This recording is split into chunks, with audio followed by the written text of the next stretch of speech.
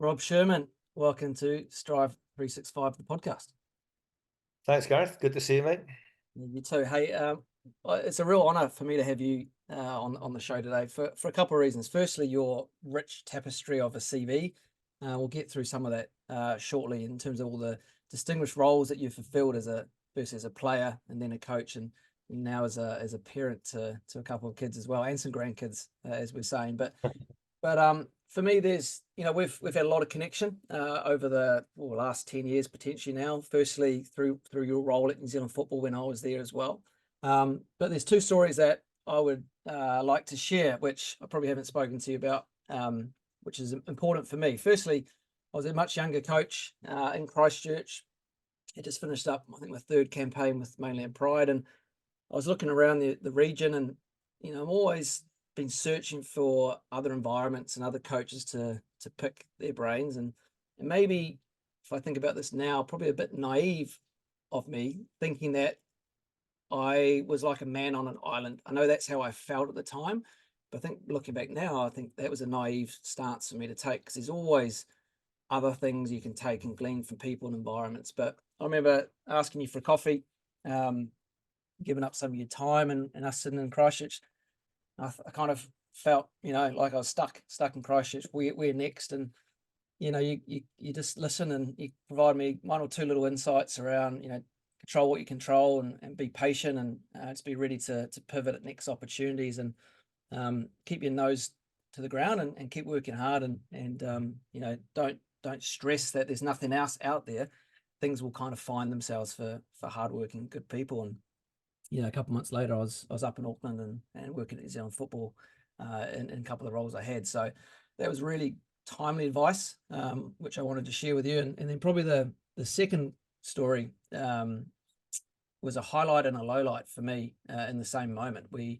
As part of my role at New Zealand Football, I was fortunate enough to go to the Rio Olympics as a sort of development coach with the Football Ferns, and your role as technical director, you were there helping Tony as well.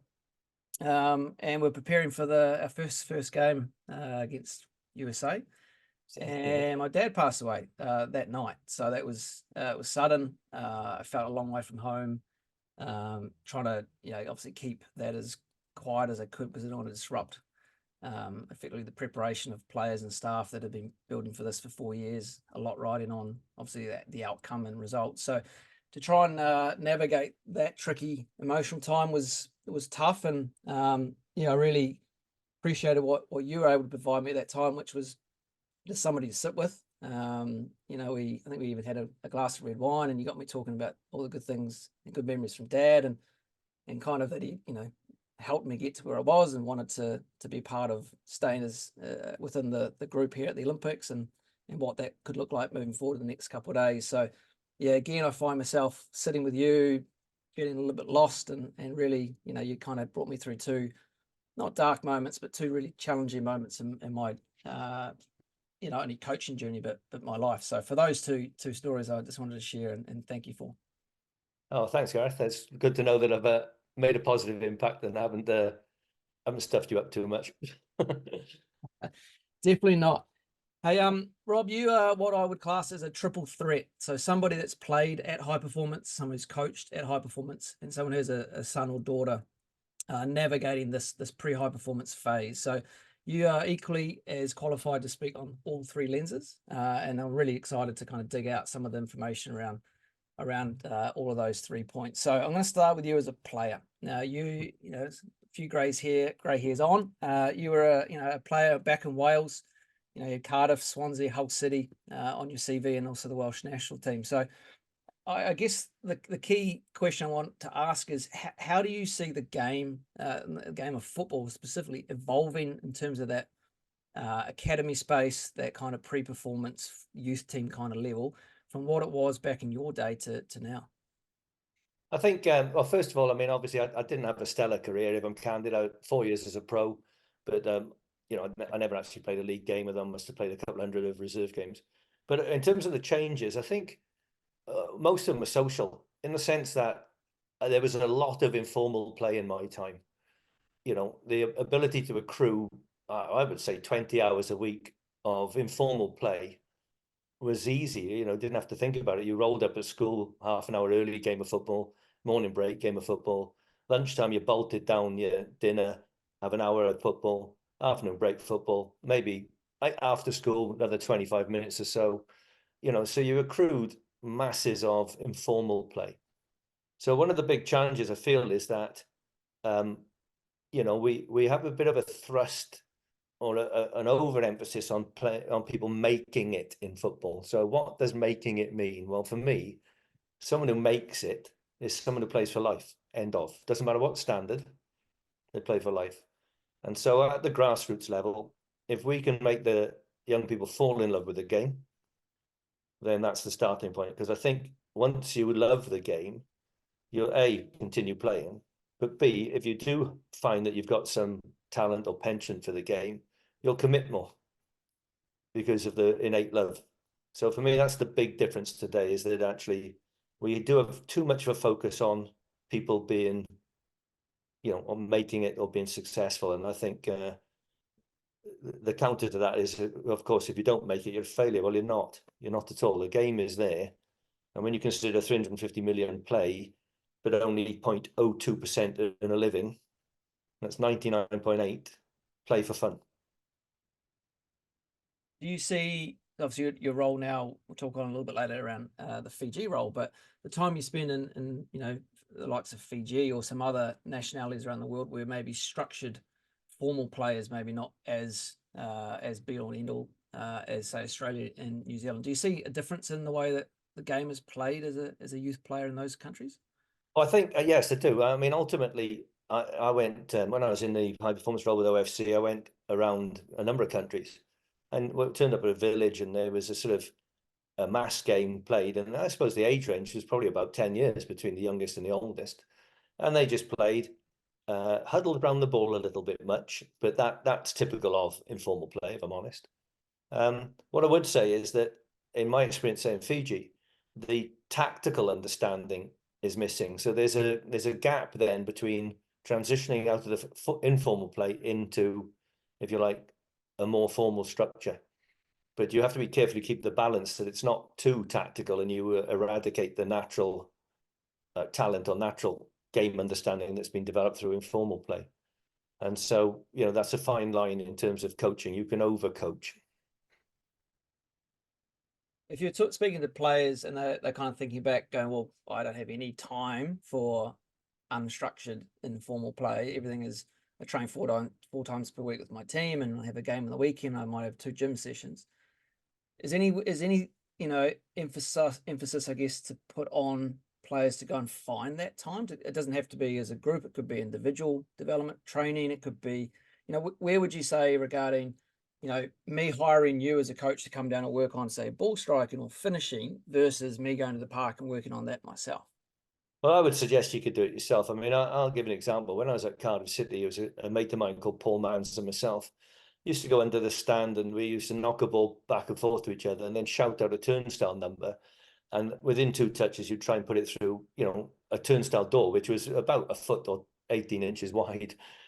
And, you know, your ability to, your awareness, your first touch, ability to sort of place the ball we want improved. And yet we've been playing football at that stage, probably 12 years solid, you know, in terms of as a young people growing up.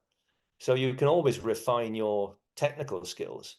And I think back garden, you know, a wall nearby, something of that nature, 2 of you, ideally you and a mate, you know, it doesn't have to be structured, just informal, challenge yourselves, think of a range of things like range of passing, inside of the foot, outside of the foot, lofted, driven, etc., etc. There's so many nuances you can refine from a technical point of view, which again, you know, if you could couple that with in the academy, they're developing your game understanding, your ability to read the game, then you'll have more time on the ball because your technique will be more adept as well. So it's a combination of both, I feel.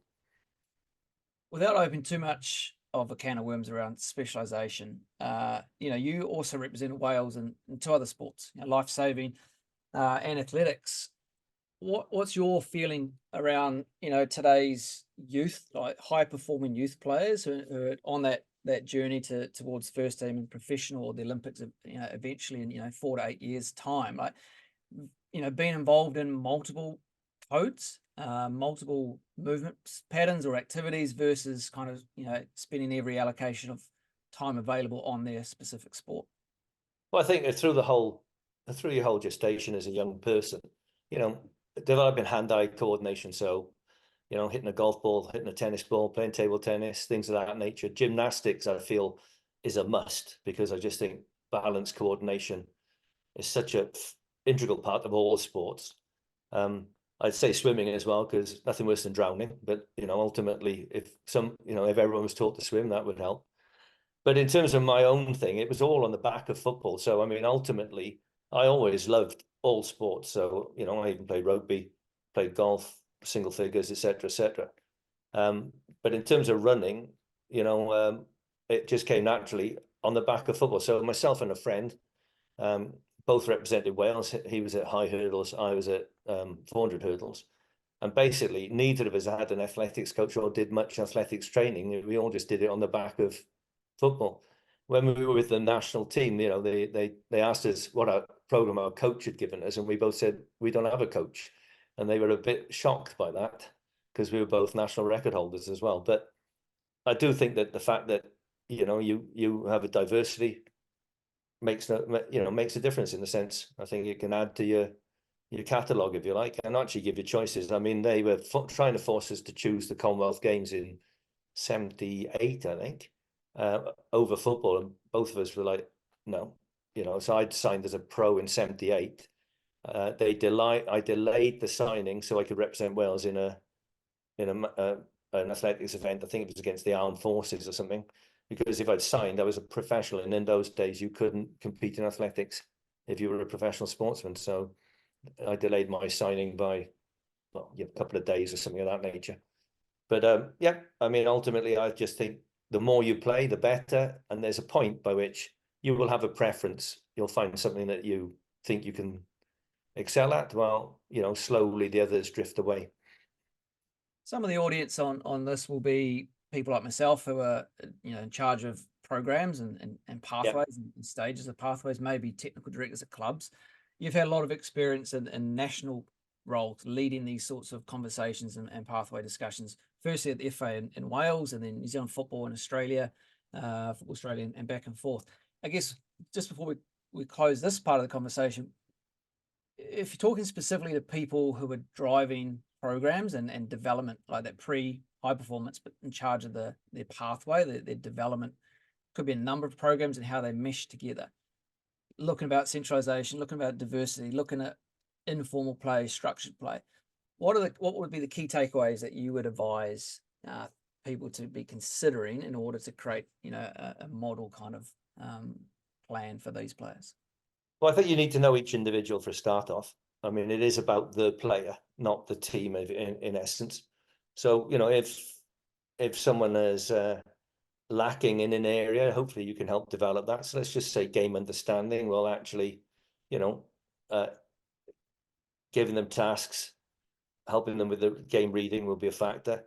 I just think that also, there's a danger that it's almost too committed, in a sense that it's be all end all, and we have to be careful about that. It's still essentially about enjoying it and the like. So I think you have to build that factor into the development program. I think also we need to log what players are doing. So as an example, in the under 16s, 15s in Wales, Damien Roden, who has gone on to work at the high performance level in terms of sports science at the very top. Damien and Ryland Morgans, who again worked at Liverpool, did some work with the players, and we canvassed them in terms of their other sporting activities, and found that when they came in on national duty, they were, they might have run a cross country in school, trained at the academy 4 days a week, did one or two other things. So we reduced the loading in our sessions significantly. And then maybe about 8 years ago, I was in FIFA, and I bumped into the Irish coach of the team at, age group team. And he said, our lads were just so much fitter. And I said, no, they were just so much fresher. We actually modified their training so that actually it didn't impact on their you know, the other activities didn't impact on it. And I think that's another thing in the academy. You have to understand what other factors are to play within someone's life. So it could be stress at home, study. There's a whole raft of things, and it can't just be exclusively the academy. Yeah, it's an ongoing conversation that, or ongoing point of contention for a lot of environments. We got school, you got school football in our case, or schooling themselves, plus travel, plus potentially private coaching and clubland. Where certainly here in Melbourne, there seems to be a real, if you're not at every club session, your game time is severely impacted. Yeah. So we, as Melbourne Victory, choose the decision of we'll back off because we want to make sure players are balanced, fresh, stay in love with the game, still stay connected, but we'll take the decision of backing away betterment of the player. But I think a lot of the opportunities, aren't always that easy with parents in this case. So if you're speaking to parents who might feel, oh, I'm in that situation, my son or daughter's getting pulled left and right, what advice would you have to them around trying to navigate that kind of conflict of interest or conflict of demands on their time? Well, I think, you need a good, honest talk with the child. So actually just see where their preference lies, because at times I do wonder whether the parent is influencing the child in a certain direction, and we need to know what the child feels. And also, other factors. Ultimately, there is, football is a very short career. So ultimately, there is life after football. And if you haven't made top, you are going to have to work. So, education is a factor. And I know that because I neglected mine, if I'm candid. And so, those, it's the fine balance that we need to maintain as a parent, and I make sure that there is the balance for the child's, well-being, mental stability, all those factors. So I think we just need honest talks with the child, and hopefully the child can be honest enough to, say what they really feel, which is, and not try and say what they think you might want to hear. Yeah, so having that child's overall well-being at the center of the conversation, and having parents as part of that conversation along with coaches and or program leads. It's kind of one of the main outcomes of these sort of conversations that I'm having, is trying to bring to the surface the need to have all of those parties around the same campfire, so to speak, to have a conversation with the best interest of the player in heart. So if we kind of follow down the technical director type responsibility role, your first sort of taste with that was with FA Wales as a player development manager, but you're also the national under-16s coach as well. So a lot of coaches listening to this will have a coaching portfolio and a management portfolio as well. So maybe just talk to me a little bit about that time and how you managed, or how those two roles work together. Yeah, and eventually I became technical director of the Welsh Football Trust, and also retained the player development manager's role and worked with the 16. So I had 3 roles at one stage. Basically, the role itself, I'd been involved with the national teams prior to the role, in supporting at some stage, some capacity. And then when I got the role, Mark Azelwood and myself, Mark was the technical director at that time, we were the coaches of the team, but we worked with the Welsh Schools FA. So Martin Evans was the official coach, because it was still the school's team, but in all honesty, we did vast majority of the coaching. But in essence, my role at that time, the European club license had been introduced. My role at that time was to help the League of Wales clubs meet the European club license. They had to establish an academy from 12 to 18 years of age. Every coach had to hold a B license, etc. So I was doing audits, helping them develop their plans, etc., etc. And then I was working also with Cardiff, Swansea, Wrexham in terms of, just liaising with those programs. So I was aware of all the Welsh-based players. And we started to dig into, because prior to this point, you could only play for the Welsh schools if you went to a Welsh school, a school in Wales. We started to get players in from England, so people like Wayne Hennessy and the like, and ultimately that's what predominantly the team became Welsh, no matter where the child was based. So that was pretty much that role. It was a great privilege working with that group, those players. And, we sort of looked at it as a point of view, if we could get 2 off the bus every year, into professional football, we would have a very strong national team in 10 years' time. And that proved to be the case, because in 2016 we got to the Euros and, did well in the Euros, and then obviously 2020 World Cup. So ultimately, the sort of foresight worked. So we'll come back to the Wales youth team in a second, but you've also had experience as a coach in the senior environment. So with the with the Canadian women's national team in the Olympic Games, bronze medalists, obviously working with the Football Ferns, and now with the Fiji men's national team. So I guess, what would your main kind of point of differences be around youth versus senior head coaching experience?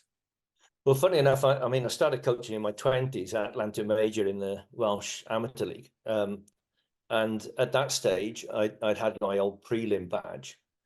And after I'd left Llantyr, I think I went and I thought I could do my B license, and it proved that I'd missed the window through a sort of administrative area. And at that time, I was coaching the under-8s that my son was playing in. And basically, I did the Football Leaders Award. Again, Mark Hazelwood was the actual coach on that. And then I realized what I didn't know. And ultimately, when you're coaching young players, it's about guiding, ultimately maybe putting on a structure, using conditions, not talking too much, and letting them discover the solutions or pointing in the right direction. When you're coaching a national team, for instance, in the men's or women's, you've got limited time with the players, so they're being released from the club, and you probably have 2-3 sessions maximum in the window. So you have to be very succinct in what you're expecting and what you're striving to do. So there's a fundamental difference. Club football would be a bit different at the senior level, because you've got a pre-season, you've got the players week in, week out. You can revisit your model every day of training with a slight slant towards maybe the opponent's strengths, weaknesses, etc. But I think with youth players or developing players, you really have to take a long-term approach. Rome isn't built in a day, and some players grasp it straight away, others take time, but once the penny drops, and therefore patience is a key. Yeah, Rome wasn't built in a day, but they were building every day, isn't it? Yes, 100%. Yeah, good analogy. Yeah, you mentioned, you don't know what you don't know, and that's everybody can relate to that at some point in their field. But if we go back to when you were working with the Wales under 16s, so what you had then and you didn't know what you would do now, if you went back in time and did things differently, or you picked up, say, a national under 17 team, how would your development as a person, let alone a coach, shift the way that you would invest time and energy into these pre-performance athletes?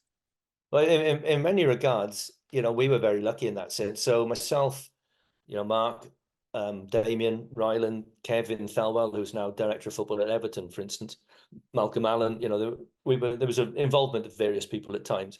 We were all very innovative in the sense that we tried different things with the players. So we introduced, video in games and clips, and actually using video at half time and things of that nature. We actually had canvassed the players once. When we were playing England, and Malcolm and I canvassed the players and said, we would like to do 3 up at corners. And what do you think, boys? And they were a bit nervous and said, well, if it goes wrong, it's our fault, coaches. If it's successful, we'll give you all the credit. And they were like, yeah, okay. And these type of things. So we went through and tried lots of different things with them, if I'm candid, because it was youth development. The actual fact of winning wasn't the be all end all. The fact of developing the players and actually creating a learning environment for ourselves as well was part of it. So I'm not sure I would change too much. And I would say that, out of that, in the day, we actually relayed a lot of this information through our coach ed programs to people. And I'm sure some of the stuff we instigated at that time has probably ended up, in the Premier League. So I think as a coach, you need to be innovative. It's not always about copying what others do, but thinking about things yourself and being brave enough to try them and engaging the players with it. It's not a case of thrusting it at them. You talk and explain why and the way to go. Talk about being innovative. development focus, brave, engagement of players. Is there any other key rocks that you would encourage coaches to go and self-reflect upon? Am I doing these things? If I'm not, should I be, how can I go and add these into my environments? Because yeah, I totally agree with those four. Is there anything else you can think of? I think the other thing is blame culture. The first person you should blame is yourself. You have to say, if a player doesn't grasp something, it's very easy to say, oh, they're no good. Perhaps they need a different channel of communication. So have you examined that? It could be they're more kinesthetic. It could be that they actually need a visual, etc., etc. There are a load of different things. So I think the first thing as a coach is you have to bury your ego and be prepared to accept that, the buck really stops with you. And therefore, that would be the biggest advice I'd have, is that I know when you're new to it or when you're starting out, you will have aspirations, and you certainly don't want to be in a position where, you think you'll make a fool of yourself. But I think ultimately, once you get to a certain stage, you sort of realize, actually, you're not perfect, and accepting blame or accepting that there was more that could have been done is a step that once you make, it's very easy to keep doing it. You now find yourself in a role working with the Fiji men's senior national team. So again, a senior space rather than that pre-performance space, with a developing tier nation rather than a powerhouse nation. Is there any similarities in things you can create a connection from maybe pre-performance to performance with a Fiji sort of national level? What are the I guess the principles that are they any different? Are they the same? How are you finding you are needing to work as a coach with this particular group to get to achieve the objectives you're striving for? Well, like I said, one of the areas of their sort of education is tactical understanding. So, when I'm in camp, all of our sessions will have a tactical context. So we might be working on building up, say, for instance, and conversely pressing. So it's a little bit like a program we developed at Victory, where we might work on build up, then the next session would be on pressing, because you've organized someone to press against your build up. Now you've got a chance to test your build up by organizing the pressing, etc. So we're in that space. One of the other factors is that I've got to be honest, they're wonderful people, and I mean that unilaterally across the whole nation. Very friendly, bright. They're a clever bunch. And they're very engaging. What I'd say is that one thing I find in the football context is they're very quiet. So communication on the pitch is not great, and the like. And also, there's a little bit of a sort of hierarchical, more senior are allowed to have a voice. The younger ones don't say much. So that overcoming that, or working with them to help improve that area, is a big factor. And one of the areas is, of course, if they don't say to me, I don't understand, the assumption is they do. And therefore, they're not helping me help them. So we're trying to encourage them to, say without fear, oh, sorry, I don't understand that. Now, this is where, again, with young players, you have to encourage them to voice their lack of understanding and take away the fear factor that, oh, they'll think I'm a bad player, or they think I'm, criticizing him by saying something like that. Far from it. You basically, you're helping the coach help you by being open, and we're making grounds in that regard, but it's taking some time. Yeah, it's an exciting project, and I'm looking forward to seeing where you go with it. One of the other key senior roles you had was working with John Herman, Canada men's national team, as well as the women's national team, as an assistant coach. So there'll be assistant coaches watching and listening to this. What kind of advice have you got for people who are in that space or looking to get into being an assistant coach?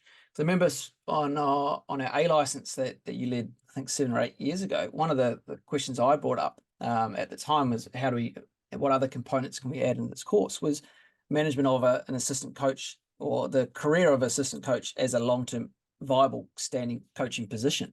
And wasn't really much provided in the way of how do we now lead an assistant coach as well as other coaches. I suppose it would come maybe more in the pro license, but what are some of your takeaways around being an effective assistant coach, and how that would work in with the overall project within the squad or the team, as well as the relationship with the head coach? Well, I think, I mean, John's a very unique person in the sense that he's, again, no real ego. And also, he was very keen that, you know, could be forthright and say what I thought and et cetera, and shared, if you like, parity with him in that case. He wasn't fearful of me. Now, I think one of the things, and we talk about this on the pro license in Wales particularly, talked about, you know, understanding what you really want to be as a coach. Do you want to be number one? Or do you want to be assistant? Now, you know, you take this, a number of people who've been in the game as assistants have worked consistently, say, for 40 years now, you know. The average tenure for a head coach is 1.8 years, and maybe 3 gigs is your lot. So 6 years down the road, you're out of, you know, most are out of the game. And the problem, of course, is if you've been the head coach, some head coaches are then afraid to bring you in as an assistant because you might assert them. And I think that is something where, again, that for me, that wouldn't bother me. If I could bring someone in and actually I ended up getting the bullet and they took the job, fair enough, no issue. But so I think the thing with the assistant is empowering them. So, you know, with John, I would work with the back five, say he'd work with the front five. At halftime, I would talk to the back five. So it wouldn't be John's voice alone. He would talk to the front five. We would have decided in our 5-minute window the key points at halftime, etc. I'd often be up in the stand giving him feedback down on the pitch. There's a whole range of things that we undertook, and I think, you know, if you're developing a good coaching process, then your assistant is absolutely instrumental. He's not someone who just goes, yes, boss. They have to be able and capable of and encouraged to voice an opinion which might be different to yours. And I think, you know, having that input from someone in that position can make a heck of a difference to performance. Yeah, I think of it both ways. So if I'm a head coach and I've got an assistant coach, or I want to bring a coach in with me, and yeah, how do I get the most out of that person? But how does that person provide the most for our group? So I think of some other little initiatives around maybe taking some key statistics. You know, just can you keep an eye on these things? How often is the back four being turned? Is it behind the left, behind the right back? You speak about being up, you know, the eye in the sky. We talk about it. Either be microphoned up to the bench or come down sort of 15-minute checkpoints. Do some filming, have some clips ready for halftime to show, to help, you know, paint a better picture. Is there any other responsibilities or roles that jump out through your experience where, as a head coach now, you can put your assistant coach to work in the game as well as in the training sessions? Well, I think, you know, actually analysing upcoming opponents, putting together sort of talking through game plans, etc. So just not your opinion, you know, looking at someone else's viewpoint is important. Session planning and actual, you know, camp planning is key. So actually sitting down with other people, and that would include things like your sports scientists, etc., making sure you're planning the camp, the travel periods are right, recovery periods are right, etc., etc. So, you know, the day where, you know, if you got coach of the year award, really, you are accepting that on behalf of your whole team, aren't you? And that, you know, whole backroom staff, and that would include the assistant, sports scientist, medical, etc. You're all very much one ecosystem nowadays, which is very different to my playing days, if I'm candid. But yeah, and that's what it has to be. So, you know, you're developing an ecosystem so that, you know, the very best performance ensues out of people's inputs. Yeah, and this would apply to every other sport, right? Probably, you know, as much individual ones. You know, your support team, your support staff, they're in service to the you know, everyone, the players as well as the staff, working towards the same common goal. So I challenge people to think a little bit laterally, think about outside the box, how we can best utilize our people and give them little responsibilities and a little bit of ownership and leadership, and see what flourishes from that. I think another point, just Gareth, is maybe identifying your own weaknesses and identifying someone they may be their strengths, so that actually you've got a balance within your coaching staff. You know, so someone might be fantastic on the pitch and you might be a little bit weaker on that. Well, you let them do more of that, but you might have very succinct observations and make absolutely crucial points. You know, there's a whole raft of things. Someone could be better at, you know, pre-match talks than you, etc., etc. Well, let them do them. You know, this is where ego has to be placed to the side. You know, you don't have to be seen to do everything. They bring us we're back in New Zealand now. You've had a couple of stints at New Zealand football and different high performance roles. Same with Football Australia. There's a role, Asia Pacific Football Academy, down in Lincoln, launched for a year, which then kind of became the Wellington Phoenix Academy. A lot of those roles are political, some challenges around that. Obviously trying to connect and mesh in multiple stakeholders, different federations, as well as the big players and personalities with those environments. We kind of wrap up all of those sort of 5 roles over the space of sort of 15 years as one kind of piece. How did you see your time in those roles? Where did you believe you made the most amount of change, and what learnings can you share from that journey that maybe in football today, but also other codes that we can take a little bit more of a lead on in our own environments to help the betterment of not only our specific code, but the players and coaches that are within our care. I think I'd like to think Kelly Cross and I made a big difference in coach education in Australia. We set up a systematic approach, if you like, focusing very much on the how rather than the why. So a model around things to think of rather than actually just do this, just do that. Where we brought that, or I brought that model to New Zealand, and it was very much based on we developed a process in Wales, and then when someone failed the course, I started to think, well, what did we miss? What were the areas we missed? And actually through that, and then discussions with Kelly and the AIS, we developed the coach expertise model, et cetera, et cetera. So I think that was a plus. In many respects, ironically, the hierarchy, I would say, I'm not saying this is true, but it's because it's so abstract, it's not current, it doesn't matter. So whatever you do in the coach education space, they don't really care. So one of the big challenges I feel, and I think in Europe, probably through the professional game, this has changed now. That far too many or the governance in the game is the biggest issue for me. I think in some regards, understandable at a pro club, for instance, at the first team, it's about now. We're here to win now.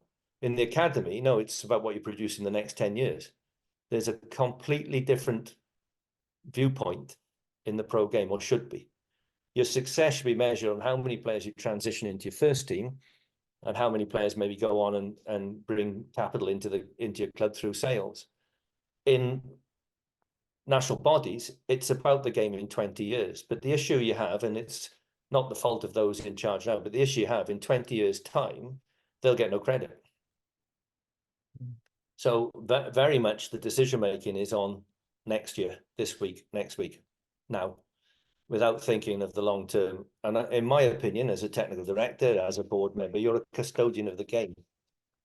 And your duty is to look after the future, not only the present, but the future, and more so the future than the present. And I would say far too often, in my experience, in both New Zealand and Australia, it's the present. One of the ways to help that succession planning, I guess, is through coach education, which you spoke about. So helping coaches become better and stay in the game for longer, therefore have a greater impact on more people within the game. So one of the key things I remember through when you brought the coach expertise model into New Zealand was it was a simple model to look at. It was, you spoke about words with pictures, words and pictures, not just words or pictures. And that's something I try and implement here with our coaches. Everyone's got a whiteboard and you're moving it as you're talking because it's visual learning as well as kinesthetic and audio. You spoke about creating a team task. So, well, that's what we're trying to achieve as a team before you then start to get into coaching around player tasks. You had a framework around making sure that people understood the rules. Then the shape looked realistic before you even start to think about coaching. Now, for me, that's just common sense and logical because maybe that's the way that you had it. You and Kelly designed it. So maybe just take this as you wish around the coach education space, around designing that. What was the key objectives that you had in mind? Was there, through your own past learnings as a player and lack of coaching or coaching as well? And then where do you see that moving in the future? Well, I think, I mean, I had some very interesting experiences as a player. I mean, I often asked why and used to get told off, what and why. It was like, don't be a smart aleck type thing, Tactical work in my era, non-existent, if I'm candid, so a lot of my own coaching and my attitude towards, helping the players and admitting if someone asks you a question and you don't know, say you don't know, let me think about it. Rather than trying to protect yourself, emanate out of some of the negative experiences I had as a player. In terms of what Kelly and I tried to do, we tried to develop, like I said, a how model so that people could then evolve their own coaching style, their own methodology. And that model was based on both our mutual mistakes, like I'll give an example. The first A license session I conducted, actually Doug Livermore, who was an ex-Cardiff City player and coach, says to me, Rob, so-and-so's playing as a sweeper now. He's supposed to be as a number 5, and I hadn't seen it. And the checklist would emanate out of loads of experiences like that, where actually you've started the session, you jump straight into, the technical side or the tactical side without actually checking, does it look like what you planned? And making sure the players understood the rules, etc., etc. So a lot of that was just based on our personal experiences, and if you like, shortcutting or trying to help coaches shortcut and not go through those trials too much. And that would occur across the whole spectrum in terms of leadership, not only training, but match management and things of that nature. So ultimately, that's how it emanated. Yeah, the coaches listening to this, will probably be well down the track within their own sport in terms of their own formal coaching qualifications and observations and experiences. Is there anything else that you can think or share around, informal observations, be it through RSTs or, budding up with other people and kind of exploring other codes that you think can supplement the formalized code-specific coach education? I think looking at other codes is fine. I think one thing in terms of, say, football is very much probably the world's most complex game. Because it's 360, the ball can travel anywhere, la di la di la, players behind, players in front of you. So in terms of recognizing things within the game, it's not a bad thing to actually relate to other coaches. There are a number of things that happen. So UWIC, which is the University of Wales Institute of Sport, would often ask if students could come down. They were doing either a PhD or a thesis, and they would maybe film your session. And so I must have, I don't know, maybe 20 is an exaggeration, but probably about 20 of those. And you got really good feedback. You got an insight into something you were doing, which you'd go, oh, I'll give you one example. I had a terrible cold once, and every other word was, covered with me snorting, and stuff like that. And you think, well, how the hell did any of the children actually hear what I said? They probably didn't, So, and another one was she filmed me pre-match, pre-session, pre-match, halftime, etc. And there was a great learning curve, and actually quite complimentary, but nevertheless, you could see the faults in what you'd committed and done. And so actually getting yourself filmed, asking someone to buddy up, absolutely, having a peer group review, things of that nature. Yeah, and exposing yourself to other opinions is great. And we had a situation where in our Centre of Excellence in Cardiff, I had Mark Sanson, who became national women's coach of England, where Dave Adams is now the TD at Welsh FA. Brian McCorkey, a number of people have gone on and did well. So Pat Mountains worked at goalkeeping various levels. And basically, we would critique everyone's session. So you stayed for everyone's session, and there'd be a little critique. What went well, what didn't go well. That was really good. This is really poor. And so you were having a chance to learn through feedback constantly. And I don't think perhaps we set the establishment up, get the opportunity to set that up properly, because coaches have got to come do their session and fly off home or whatever, especially in the amateur spectrum. Maybe in the professional spectrum, if I'm on at 4:30, I should stay on for the next session and give feedback to someone. And hopefully someone comes a bit earlier and gives feedback to me, etc., etc. So you could have a situation of buddying up with the person who's on next and staying and listening to their session. And it might only be once a month, but at least then there's a learning experience for giving the feedback, and there's a learning experience from having the feedback.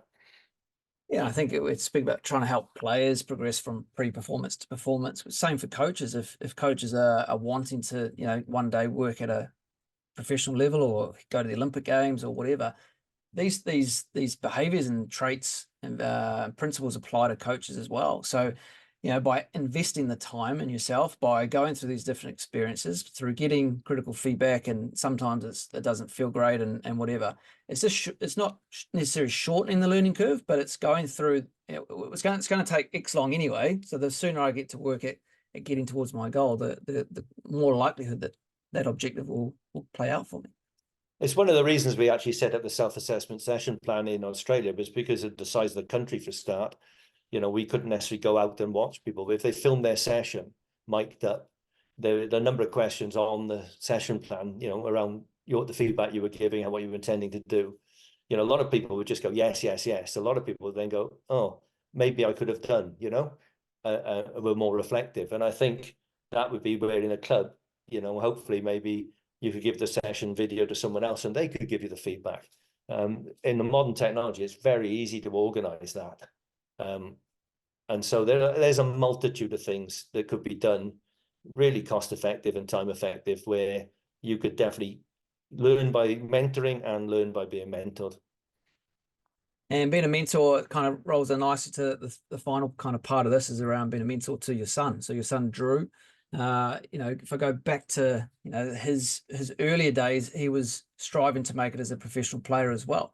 Has since moved on into professional coaching and followed your footsteps in many regards, in terms of working at the Welsh FA and Melbourne Victory and some other key academy level roles. But going back to when Drew was a youth player at Swansea, what was your role as a sporting parent?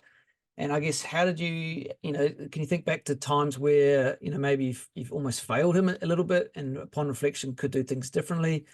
What would effective sporting parent behavior look and feel like to today's athletes? Well, there's two things really. First of all, I can honestly say that I've actually done very little to help Drew in terms of opening doors and stuff. He did it all himself. What I didn't want to do is him ever think that I got him a position, and he hadn't earned it. So it was always down to him. There was an incident, in lifesaving actually, when he was in Nippers, where he, in beach flags, someone pushed him or whatever, and he didn't win the event, and he had a bit of a Jimmy fit, and he's about 8 or 9. And I said, look, if you can't lose, then don't play sport, because the lesson comes through loss more than win.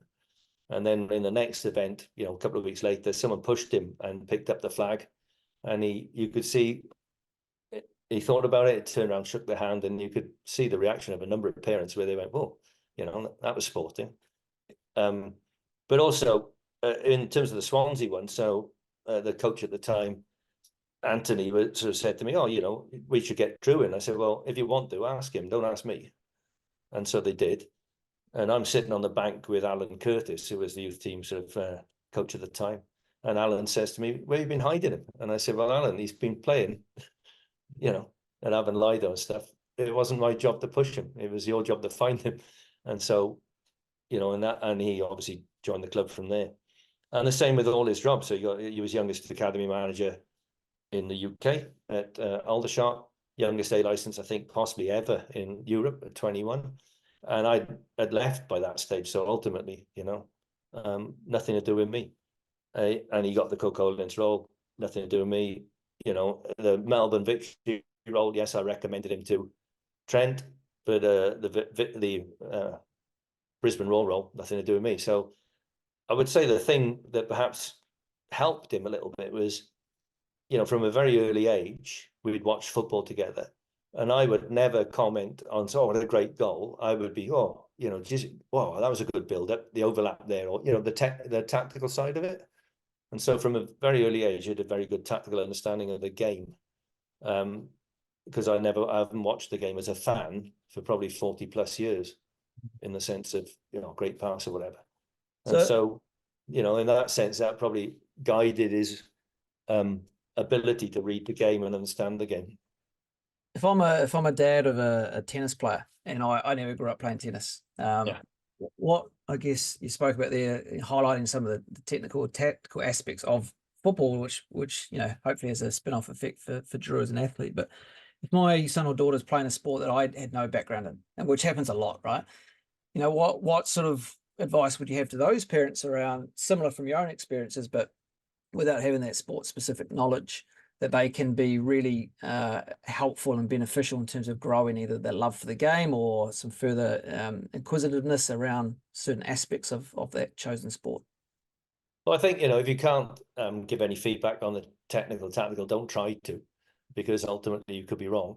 I think the thing there would be about, maybe temperament, helping them, close, because obviously, sometimes players make a mistake and then they're so frustrated with that, it impacts the next, 5 or 6 strikes of a ball, say, for instance.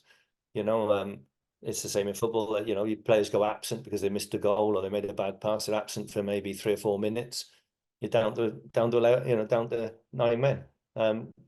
Is helping them stay present would be something I think you could do. So actually just focus on the next thing, not the past. That type of thing. Next action. And just encouraging them to really enjoy the great moments. I mean, we did a thing with the boys at the Asia Pacific Academy where every day at the end of a session we got people to say something that impressed them, and they might say, oh, there was a pass from so and so, and the player hadn't really registered the pass, but someone had, and you could see the boys' chests filling up, and because their peers were giving them positive feedback, and maybe just without over stressing something, just maybe reinforcing that it's good to see that they're trying their best, not giving up, things like that, because ultimately the very best players always come down to their mentality is the strongest. We'll have athletes listen to this as well. So speaking as a parent, what gives you the sense of pride in seeing Drew be as successful as a player or in his current role? So, it'd be slightly different for every parent, but I'd say there'd be a lot of similarities here. So I think it's important for athletes and young people to think a little bit or put themselves in their parents' shoes around what brings pride. What obviously we've spoken in the past around some of the challenges and sacrifices, but for you, what does pride look like in terms of success for Drew? Well, for me, it's about doing the best you can. So ultimately, if he played a game and didn't go that well, but he's actually given his very best, then you can ask no more from a player. That would be the thing that would always, I would emphasize. And in fairness, he always did that. And ultimately also because of having some experience in the game, you recognize that perhaps someone's maturity place is going to be later than others, So I always thought Drew might mature as a player, which probably transpired when he was in university. He became the player I thought he'd be, and he played very decent non-league football in the sort of Midlands. But he also decided that he wasn't going to be playing at the top level, so it'd be coaching instead. So when I say top level, maybe championship or above, he might have been able to play in the lower divisions, but for him, he didn't want to do that. He wanted to aspire to more than that. So it became coaching from quite an early age. And so that's great when the person makes that decision and not the parent. Do you have one kind of overriding golden nugget to give to sporting parents around advice that you'd like to share? Well, I think the thing is, I mean, we always adopted the attitude that for this Jade and Drew, my 2 kid children, Jade was a very good netballer and stuff and good at other sports, and Drew the same, was if sport means that you go to university and make 50 mates instantly through the football club or the netball thing, that's done its job. And actually, if it gives you something where, let's be fair, it'll help you in terms of your interpersonal skills and those type of things. So your ability to meet with others, talk with others, liaise with others. Sport has all these added benefits, which are the main things, if I'm honest. And I think, in fairness to Drew as a coach, he's very, very player focused, and not very egotistical at all. So that's something that gives me a great deal of pride. It's not about him. It's about the job and the players. Hey, Rob, I appreciate this conversation so far. We could go on for hours, and I know we have in the past, but for the sake of a nice short form podcast, I'm gonna move it on. So I'm gonna try something a little bit different this time. I'm gonna set some repeat after me questions or statements. Okay. You'll repeat after me, give your answer. These are our quick fire Yeah. questions. So repeat after me. One question I would like to set the audience for this week is, One I'd like to set the audience this week is, what do you want for your child in the sporting environment? brilliant. One concept or idea that I have in my mind that I would like to share is, Shall I repeat that? if you can. Yeah. One concept or idea that I would like to share is, make sure they enjoy it more than anything. The book, movie, or podcast I would recommend is, The book, movie, or podcast I recommend is these that Gareth's putting on. Because I think they are focused on maybe one of the biggest areas that we need to focus on, which is supporting our children. sorry, what was the start of it, the title?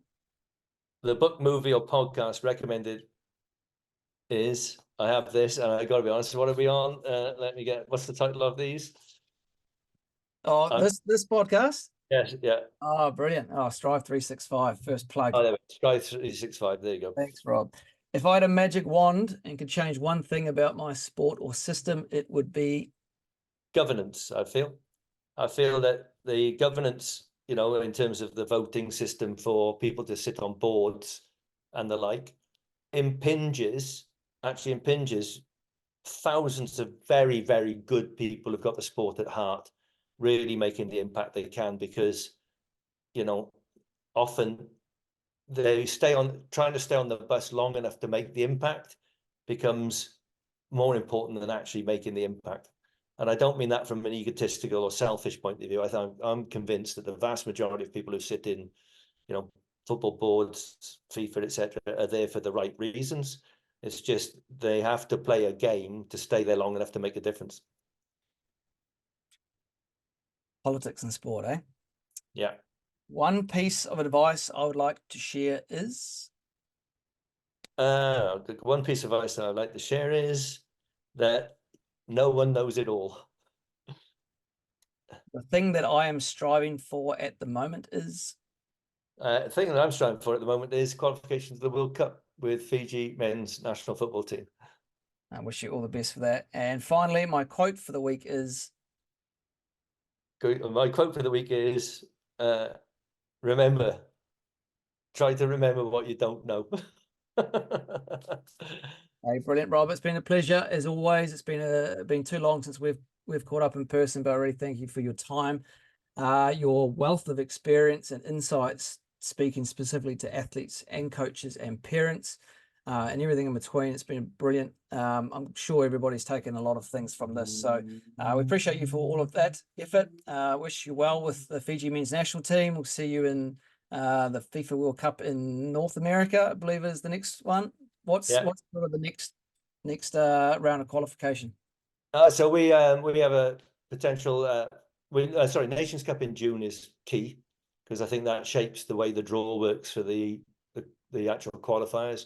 We're looking at a friendly in September, and then obviously into the qualifying rounds October, November, and maybe then the actual playoff, the top two in March of 25, and then potentially the intercontinental playoff if you get the 0.5 slot in November 25. Of course, might not make that point, in which case I'll be looking for a job come November probably. All good. Well, we wish you all the very best for the those earlier stages at least, and we'll catch up soon. Yeah, good to see you, Gareth, and thanks for the opportunity. And hopefully there's something to be gained out of it for someone at least. Thanks so much for sticking through to the end of this episode. It would mean the world to us if you could hit the like or share button so we can get these amazing insights out to other like-minded coaches, athletes, and parents. Cheers.